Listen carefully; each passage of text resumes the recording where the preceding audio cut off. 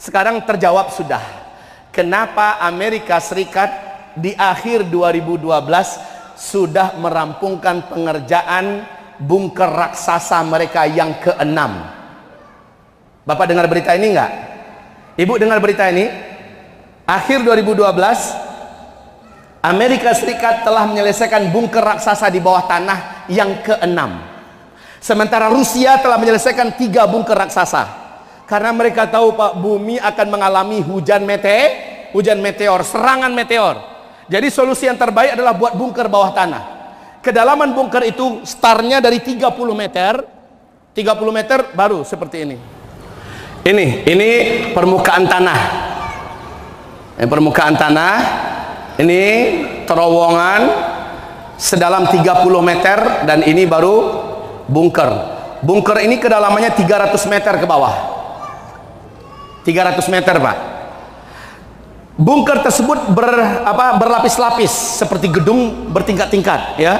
Satu bunker yang di Amerika Serikat mampu menampung 500.000 manusia.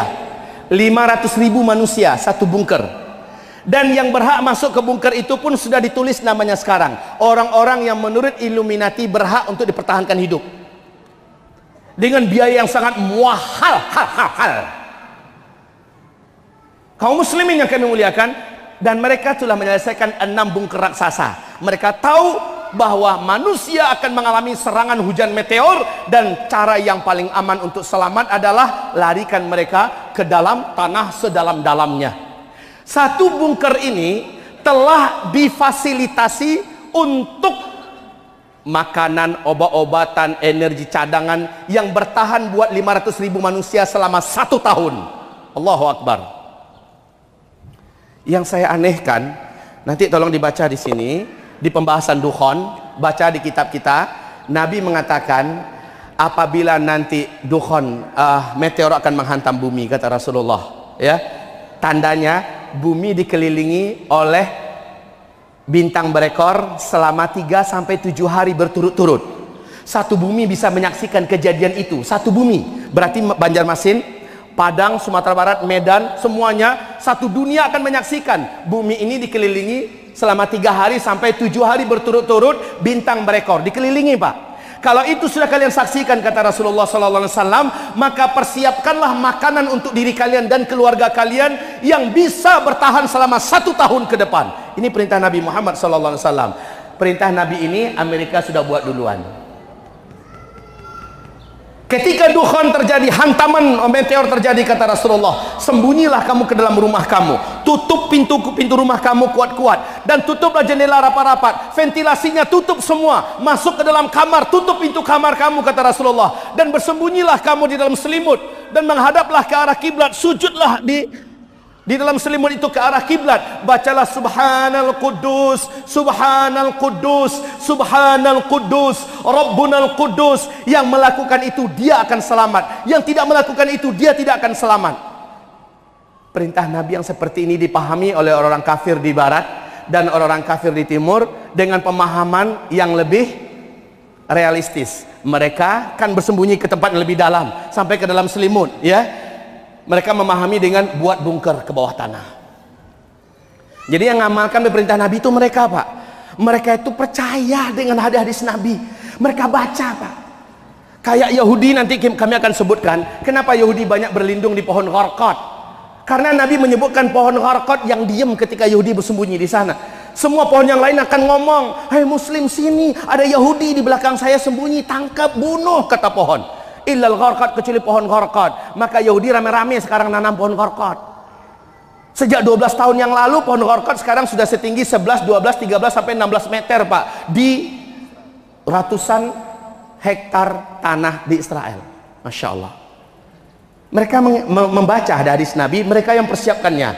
Lah kita nggak membaca dan juga nggak persiapan. Ini kelebihan umat Islam memang. Cuma mengandalkan iman doang. Coba saya ulangi, Amerika akhir 2012 sudah menyelesaikan bunker raksasa yang ke-6. Rusia sudah selesai bunker raksasanya yang ketiga. Inggris sudah menyelesaikan bunker raksasa. Australia sudah menyelesaikan bunker raksasa. Perancis sudah menyelesaikan bunker raksasanya. Bahkan negara tetangga kita Singapura juga sudah menyelesaikan satu bunker raksasa, tetapi besarnya setengah daripada bunker Amerika yang hanya mampu menampung 250.000 manusia. Kalau Singapura, Indonesia udah punya bunker belum? Lalu kemana bapak lari nanti? Kemana ibu lari bu? Bunkernya nggak ada. Bunker kita adalah Allah. Fafirru ilallah, larilah kamu kepada Allah. Kalau udah ngelihat kayak gitu, mau dibuat bunker sekalipun, siapa tahu meteornya jatuhnya tepat di atas bunker. Amin. Buat bunker dalam-dalam, meteornya tepat di situ. Bapak Ibu yang kami muliakan, meteor ini punya dampak yang lain. Bapak pernah mendengar pernyataan Albert Einstein, Bu? Kenal nggak dengan Albert Einstein? Pernah dengar nama ini, Pak? Siapa dia? Albert Einstein ini siapa? Keturunan Yahudi, ahli, dan diangkat, dinobatkan sebagai bapak fisika dunia. Ya, Albert Einstein ketika masih hidup, dia didatangi oleh lebih dari 2.000 wartawan dari seluruh negara di dunia. Ditanya kepada beliau, saat itu negara-negara maju, negara besar sedang berlomba-lomba membangun industri-industri nuklir, senjata-senjata perang super mutakhir, persiapan untuk perang dunia ketiga. Saat ditanya kepada Albert Einstein, wahai Tuan Albert, menurut engkau seperti apakah gambaran perang dunia ke depan? Jawaban beliau, Pak, pertama beliau nggak mau jawab, beliau diam, nggak mau menjawab, nggak mau mengomentari. Tapi karena didesak, apalagi dari negara-negara besar yang memang sudah mempersiapkan dengan siap-siapnya perang dunia ketiga, akhirnya beliau berkata begini, perang dunia ketiga kelak tidak ada satu teknologi pun yang kalian persiapkan hari ini dapat dipakai pada saat itu. Kalian akan perang pada saat itu dengan senjata manual, dan saya tidak tahu senjata jenis dan seperti apa yang akan kalian pakai dalam perang dunia ketiga itu. Yang pasti tidak ada satupun teknologi modern, senjata super canggih yang hari ini kalian buat dapat dipakai pada perang dunia ketiga itu. Ini. Yang kedua, kenal dengan Steve Jobs, pemilik Apple, salah satu orang terkaya di dunia yang baru meninggal beberapa tahun yang lalu. Sebelum meninggal, pernyataannya yang cukup fenomenal dan spektakuler, dan ini diterjemahkan ke berbagai bahasa dunia. Kalau di Indonesia diterbitkan 2 kali terbitan di Republika, Pak. Saya membacanya. Apa kata Steve Jobs? Setelah saya nanti tidak ada, tidak lama kemudian kalian semua, katanya, akan kembali ke zaman batu. Artinya semua teknologi yang ada, yang kita nikmati hari ini tidak bisa lagi dipakai tidak lama setelah saya tidak ada. Steve Jobs. Kalau orang itu mencari ketenaran, mereka sudah super tenar. Kalau mencari kekayaan, mereka sudah orang-orang kaya. Mereka para ilmuwan, para saintis yang jujur. Tapi dari mana mereka dapatkan sumber ini? Mereka belajar, Pak. Mereka itu orang ilmiah, orang saintis. Jika meteor memang menghantam bumi dan 2013 ke atas bumi memasuki arus sungai meteor, maka peluang kita ini dihantam oleh meteor itu sangat besar. Oh, namanya juga ibarat mobil, Pak. Jalur mobil itu padat dan kecepatannya laju. Kita melintas, Pak.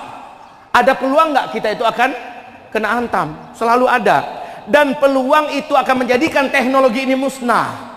Ceritanya gimana? Pembahasan ilmiahnya begini. Ini hubungannya dengan pembahasan akhir zaman, karena kata Rasulullah, saat Al-Mahdi muncul nanti, kalian wajib berbaiat dengannya. Kalian wajib berbaiat dengannya dan berperanglah di belakang Al-Mahdi.